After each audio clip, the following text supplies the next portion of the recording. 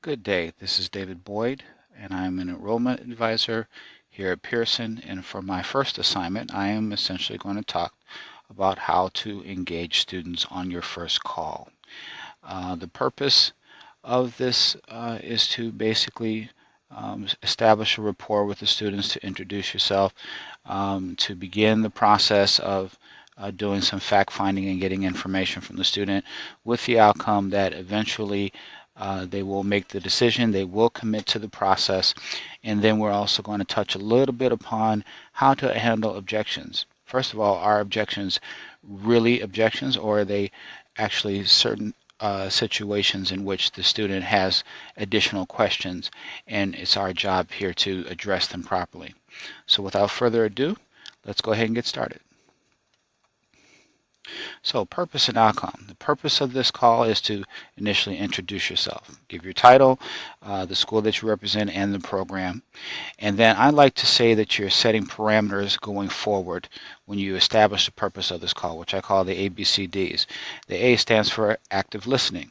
So as you are talking to the student, you are actively listening to their needs, their concerns, and you are thinking during the course of your conversation as to how it is that you're going to eventually meet those needs. But you must be actively listening. There must be engagement. Building value, so that letter B. You're building value in the program that you are talking to the student about by giving all the benefits, all the pluses, and making sure that you are addressing these particular needs so that the student can now, it goes from being something that seems to be abstract into more specific in how they need this program in order to accomplish their long-term goals. Committed. Letter C. So you're trying to determine the level of the student's commitment. Are they committed to this process? And part of how they become committed to the process goes back to building value. If you build proper value, then they can see themselves more and more being a part of this process and eventually committing for the long run. And then uh, final parameter is to discuss the process, the letter D. So essentially you are discussing the process with them after you have properly built the value into the program that you are presenting directly to the student. Outcomes, asked and answered. You want to make sure that no matter what it is that you do, that all questions that have been asked of the student, and even a few that might not have been asked, that they are properly answered. You don't ever want to leave any doubt in a student's mind as to why it is that they should or should not be a part of this program. Clarity.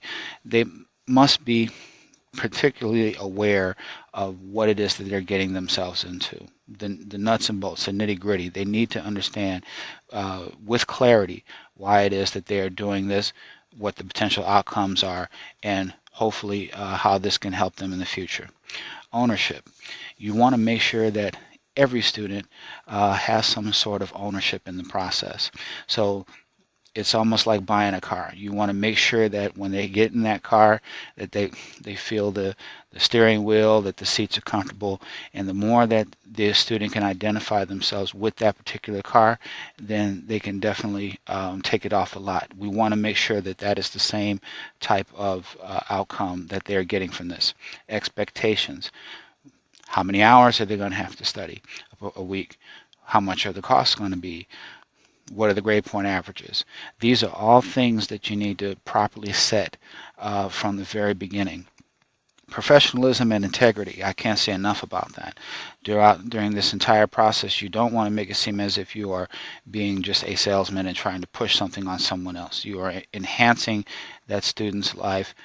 They have contacted you for information, and it's your job to actually make sure that everything that you present is done with professionalism and also integrity and respectful of time. If you have said that you're only going to give 10 minutes on a particular call, stay within those 10 minutes. But during the course of a conversation, someone could sit here and say, well, all I have is 10 minutes. Then the next thing you know, you've engaged in a much longer and expansive conversation. And that goes back to professionalism and integrity. You are actually being professional and you are showing integrity in the process. And so they begin to trust you. And if they want to speak longer, let them speak longer. But always be respectful of time first and foremost. So handling some objections. let's take a look at these. You see the hands here on the screen, but let's take a look at some of these particular and probably more well-known objections. Send me more information. Well, let's talk about relevancy. Make sure what you're sending is what they want. Someone could sit here and say, well, I just want to get information. You want to make sure that whatever it is that you're sending to them is specific to their particular needs. So ask another question. Try to see if you can get as specific bits and pieces of information as possible and send it to them directly. Suggest a follow-up time and date for questions. Let's say the next objection is no longer interested. What caused the change? Ask them that. Don't be afraid to ask them what caused the change. Was it money? Was it time? You can address more issues better if you have more information. Chose another school. Well, what stood out about that particular program? Ask them that. Ask them, was there something that maybe you missed when you were reviewing our information here? You want to make sure that if they chose another school, make sure that they chose the right school for them. Another objection, can't afford school. Go back to building value and being knowledgeable about scholarship opportunities and other special financial packages. That's critical. No time for school. We'll then discuss the flexibility of our online programs. Some people can't afford to go to afford the time to go to brick and mortar schools. They might need more flexibility. I'm at work right now. Well, apologize immediately for the inconvenience, and while you're on the phone with them, set up another call at their convenience. Be sure to do that. And what I like to call the last little tidbit here is to smile. Professionalism shines through even on the phone.